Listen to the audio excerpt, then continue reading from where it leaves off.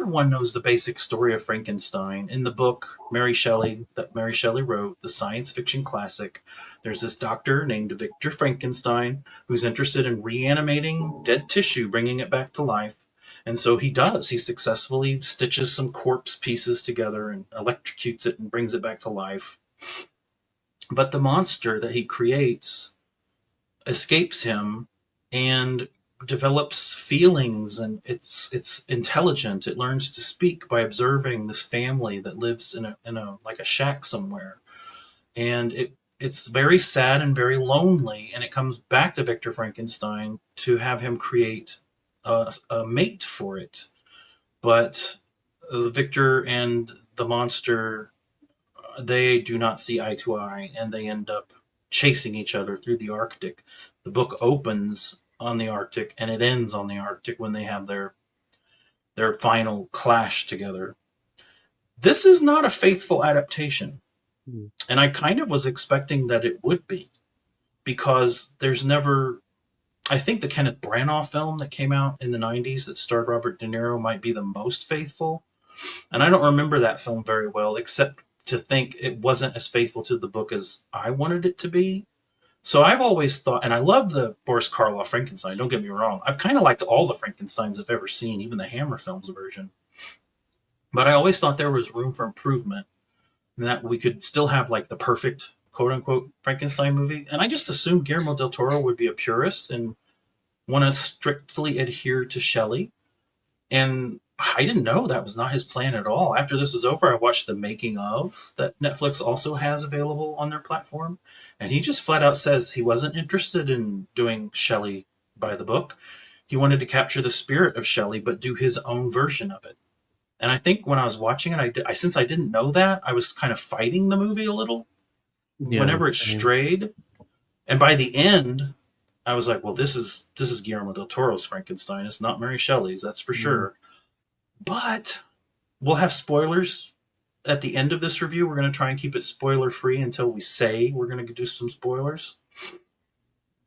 I think if I were to watch it again on its own merits, I would like it more. I liked it already. It is a good film, but I think I would like it even more if I went into it with the right frame of mind, coming into it and not expecting a faithful adaptation, but instead a movie heavily inspired by Mary Shelley's Frankenstein that captures the spirit and the themes that she dealt with, while a lot of the characters are different or wholly fabricated. One character, Christoph Waltz's character, isn't in the book at all. He plays like a rich guy who gives Victor Frankenstein, played by Oscar Isaac right there, all the money he needs to make this happen. And at a certain point, you find out why Christoph Waltz's character is so keen to invest in this kind of macabre exploration. And also Mia Goth's character of Elizabeth. Elizabeth's in the book, but she's much weirder in the movie here. But I kind of liked her that way. And I liked Christoph Waltz too. So it was all very different, but I liked what Frankenstein did. And I'm going to say something blasphemous right now. I think in time, I might even prefer Guillermo del Toro's version of this story to Mary Shelley's original story. I think that everything that was added was for the better, and it is so lush and so gothic. Yeah. So I enjoyed the opulent, but I kind of disagree. I don't know if this is going to be my favorite Frankenstein adaptation. I don't know if I found my favorite film adaptation of Frankenstein yet, but I feel like some of the decisions that he made deviating from the source material, I don't know if they were that impactful to, really make it like, oh, this is a unique vision from Guillermo del Toro. In fact, it's interesting because I felt like this is one of his films where a lot of his usual fantastical like flair and some of his fantasy elements were more or less subdued. It did feel like a pretty grounded film throughout. Yeah. There was one moment where the arms dealer character has like golden shoes or something. It reminded me of Pacific Rim a little bit, where Ron Perlman's character has those flashy shoes. And I'm like, oh man, this is really okay. Yeah, like when he goes into the hall during this demonstration, which that demonstration, I won't go into spoilers, but I was really surprised to see that scene in the context of the original story. But yeah, I feel like he made changes, but it didn't really deviate so much, I guess, from the original theme of Mary Shelley, which I know you said was like kind of what he was going for. But it just didn't seem like the changes were that worthwhile, and then sometimes it felt a little confusing, and it kind of detracted away from the relatability of some of the characters, in my opinion, which I won't go into now. Yeah. But yeah, and so the monster was great though, although there was one inconsistency with the monster that I'll point out in the spoilers. I really think his side of the story was really powerful and well done, and that's definitely Del Toro shining through. But I don't know, like, yeah, just some of those inconsistencies are gonna hold it back for me. But it was a beautiful film. The production design was amazing. The wardrobe design was amazing. This is definitely, I think, the goriest Frankenstein film that you will ever see to date. I think I could so. be wrong, but I yeah, think it it was. is. Not Yeah, that it's I a gore mean, fest by any stretch, but yeah, there are some no, but it moments. does. The kind of the trend in recent films is that they are really gory now. Like you have Terrifier 3 coming and going in theaters, and nobody bats an eye. Versus you remember how the reaction that like Hostel got, for example.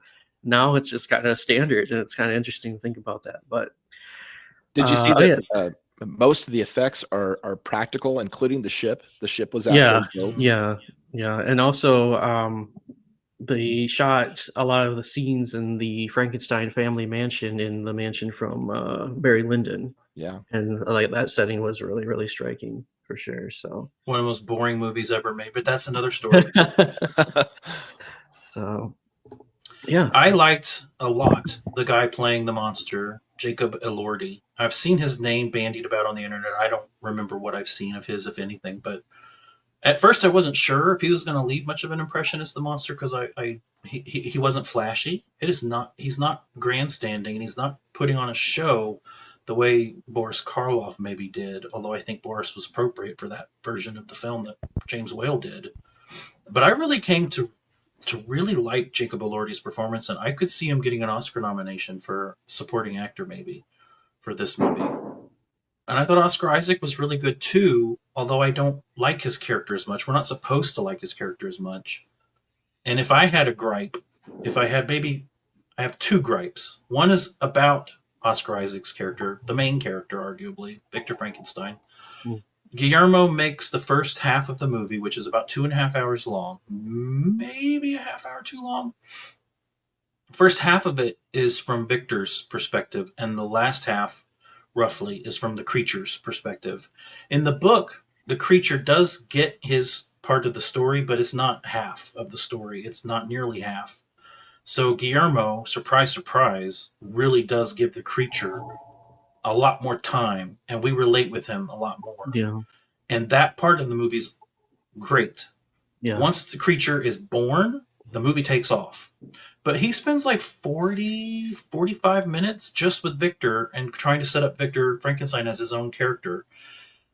And I don't know if it was necessary. I think you could have gotten the same effect at the end of the movie if you'd spent less time with Victor and not tried to give him equal screen time. And maybe it's because he cast Oscar Isaac and you can't cast someone like that and not give them lots of screen right, time or something. But I would have shortened the first 30 to 40 minutes of the movie and not given us so much about Victor. And also, the look of the movie, this is going to sound nuts, and I'm not even sure I understand it. It looked really CGI-y to me. I saw that it's a lot of practical stuff, but a lot of the practical stuff looks digital to me. And maybe it's because I was watching it on a TV and I don't like to do that with movies. And there was a lot of deep focus all the time. Deep focus to me kind of lends itself to looking digital to me for some reason. I like more shallow focus more of the time. A lot of these shots we're seeing right now, they have pretty deep focus. You can see everything in sharp detail, like all the way into the infinite background. So I don't know. I didn't think it was as pretty as Guillermo usually does. I don't know if this is your situation or not, but I have noticed when I've watched the same movie on other people's TVs that depending on the settings, if someone has their sharpness turned up, it will make movies look more CGI-ish. So maybe it's that. I don't know.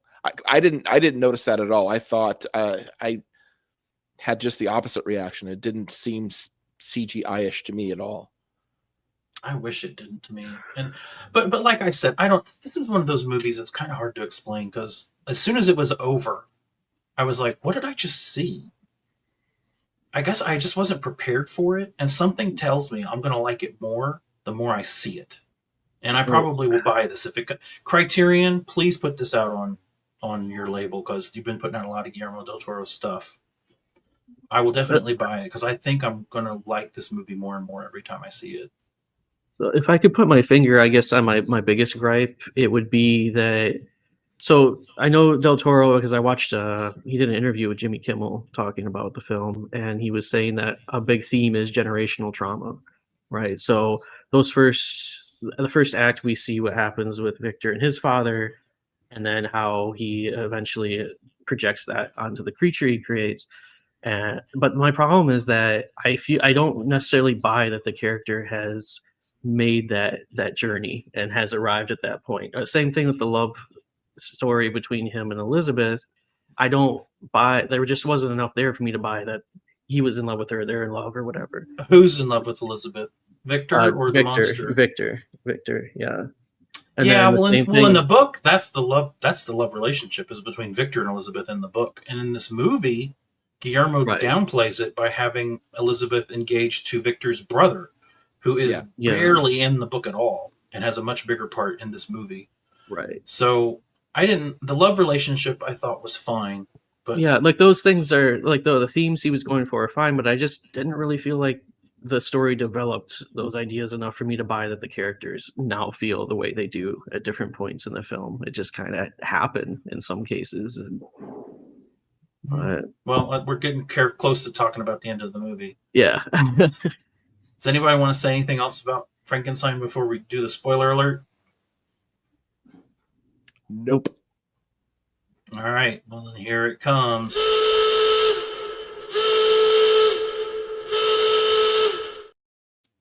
All right, now we can do spoilers. At the end of the book, if I remember correctly, Victor dies on the boat, and the Yeah. monster breaks into the boat and takes his body and smashes through a window, jumps out onto the ice, and like the book ends with the people on the boat watching the monster like run with Victor into the distance, and you never see them again.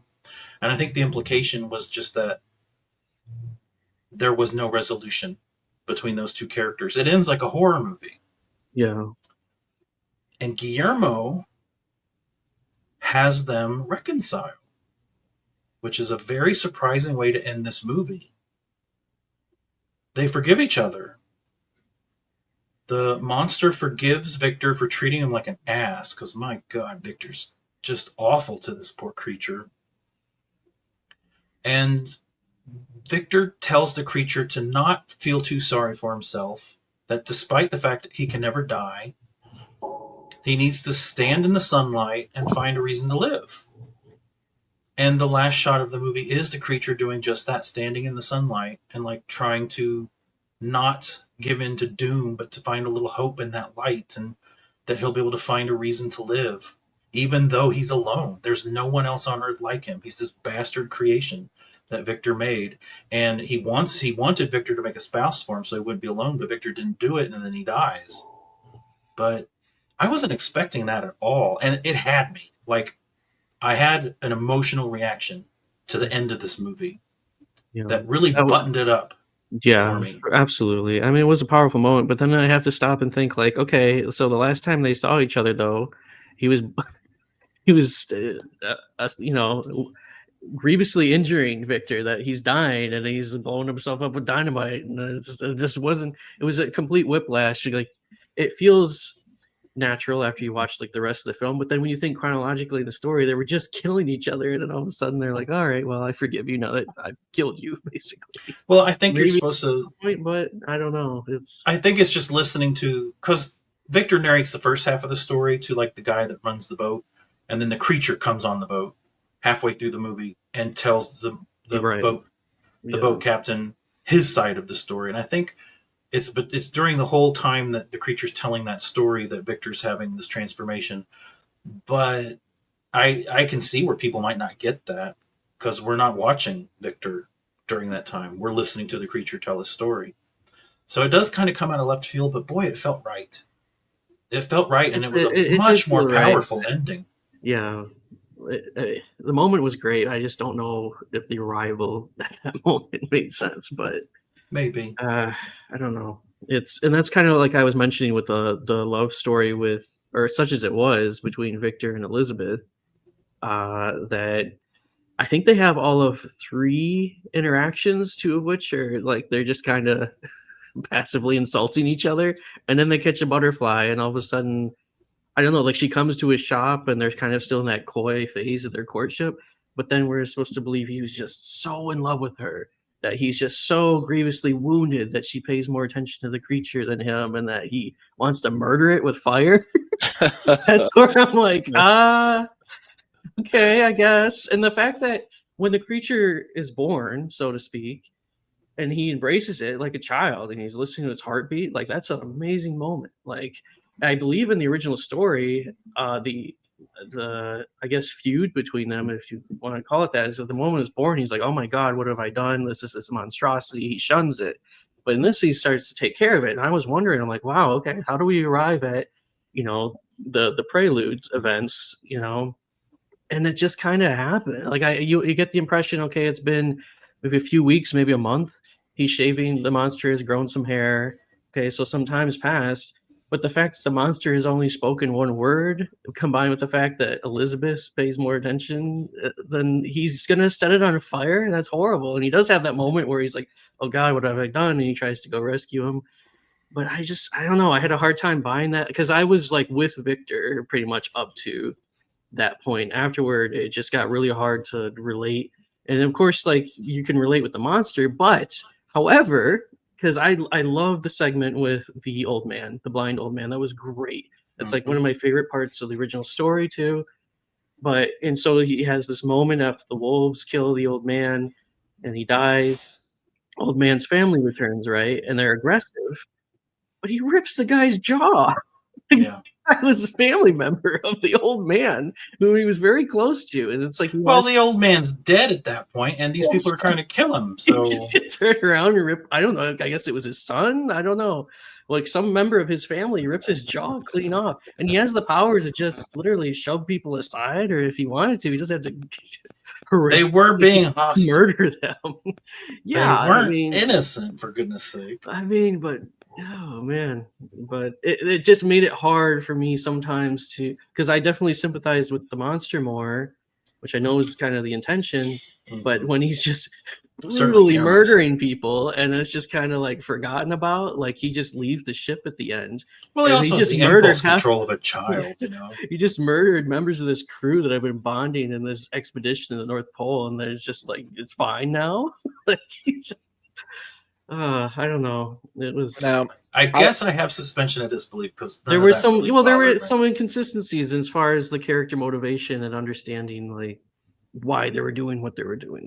I feel like the film, if it was longer, and I know that's always a challenge, especially if you're working with a streaming service or any kind of network that are gonna have to do these things within this limited period. But I just had a hard time, like, believing some of the character motivations. Like I understand the direction of the story, it made sense, but I just wasn't there with everything that was happening as far as like what the characters or what we were going through with them as the audience. I just didn't witness enough for me to buy some of their motivations. But I would definitely agree that there has not been a more unlikely love story since like Anakin and Padme. yeah. It was definitely. I would argue they had more chemistry than I would argue the same. Yeah. So that's. Yeah, and I feel like there was a huge punch that was pulled because the monster, I think, inadvertently kills a child in the original story. Isn't that right? I don't remember if it kills a child in the book. It does the Boris Karloff movie. Yeah, I could have sworn in the original story that was the case, but I always thought that was I always thought that was a really powerful thing too. Like he doesn't. I did like his. Oh, go ahead. You would not. It's a fine. Once it kills a child, you won't sympathize with the monster anymore, though. Guillermo I couldn't mean, do that with this version. well, the murdering half the guy's family after he dies too. Man, Is those guys were great. assholes. They were, but I'm I mean, sorry. I'm with but the he creature had. on that You have one. to They remember were too. firing upon him. They You were have to trying to kill remember. him.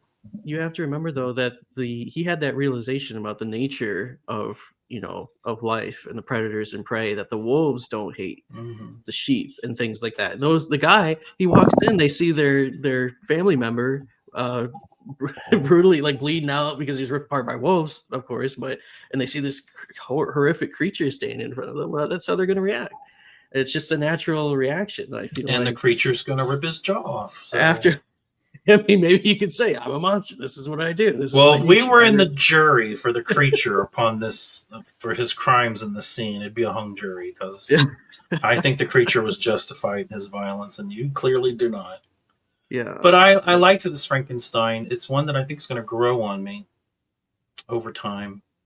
I thought it was I was expecting a big, opulent, fancy, almost fantasy kind of Frankenstein because that's what Guillermo del Toro does. But it really sounds like, especially since he's recently said he wants to get away from doing fantasy and gothic horror altogether. He wants to do something complete. He wants to do a 180 with whatever his next movie is. This seems like a movie that was kind of a gateway to that because while it has some fantasy and horror in it, it's not as embellished as Guillermo del Toro usually does. This movie is, I think one of you said it earlier, grounded Mhm.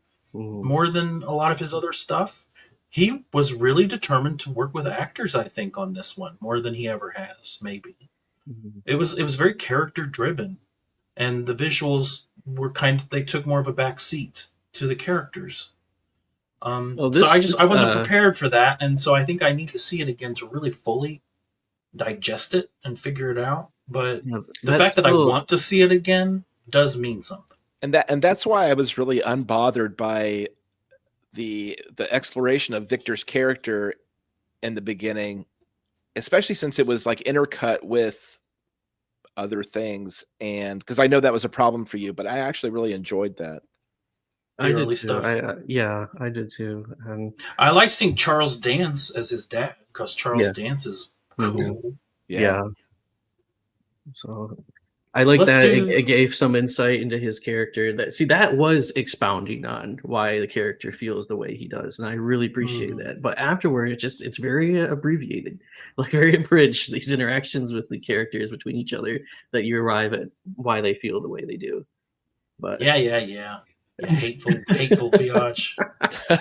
All right, one other let's thing, review this. one of the other stills I just want to mention real quick, that one of the other things that surprised me about this film is, from my understanding, Victor Frankenstein always had to obfuscate his work, right? Like Hmm. he put the theories out there, and he got like laughed out of universities and things like that. But in this film, you can see right here, he's got a battery and he animates half a corpse, and it comes Yeah, to life, and it's catching a ball and all this stuff, and they're just. yeah. And then Elizabeth is examining a corpse that he has vivisection on his lab table, and that's just out in the open, and people are like, Yeah, "Oh no, Yeah. it's never gonna work." No, I it's just, I thought that and they was know, interesting too, because yeah, he had his detractors, but then you've got this greater audience they're all about it. They're clapping and cheering, yeah. and Which I I did think like. that Those and that moments might be were rooted in creepy. history. I think that might be Yeah. rooted in So yeah, history because Guillermo said something about he moved the time. Like the Shelley book takes place 50 years earlier than when the film takes place, and I think it was because in the late 1800s when the film takes place, I hope I'm right about that. There was much more public interest and conversation in reanimating the dead. So well, you not would have had people who yeah, wanted it and people who were terrified galvanization. about it. Yeah. not only that, there was a point in time around then where things like surgical procedures were a public event where people would come and watch in a theater. Mm, Not me. Not me. I will say, as a big score fan, I didn't love this score. I thought it was fine. I think if it had a grander, more memorable, a big score, I would have loved the movie instantly. But instead, it's got an Alexander Desplat score and a Desplat He's always serviceable. After John Williams did the first couple of Harry Potters, Alexander Desplat ended up doing a lot of them, and they're just fine. He's not my favorite composer. I think if you could get someone else other than him, you'll have a better chance at having a better score. A movie like this with the right score could have really been a home run. And it wasn't quite that, at least not on first viewing, not for me. Now that I've made sure that both Vinegar Syndrome and Alexander Desplat will never support this show, Ben, what is your rating of Frankenstein from 1 to 10? 10 being a masterpiece and 1 being a crime against cinematic humanity. I would say a 7. There is Ben's score, a 7. That means it's a good movie. Mm-hmm. Dave, what do you think? Oh, here we go with the 7s again. I'm also going to give it a 7. David also goes with a 7. I am also going to go with a 7. Ooh. But I was real tempted to give it an 8. And I think if I see it again with the right frame of mind, it could be an 8.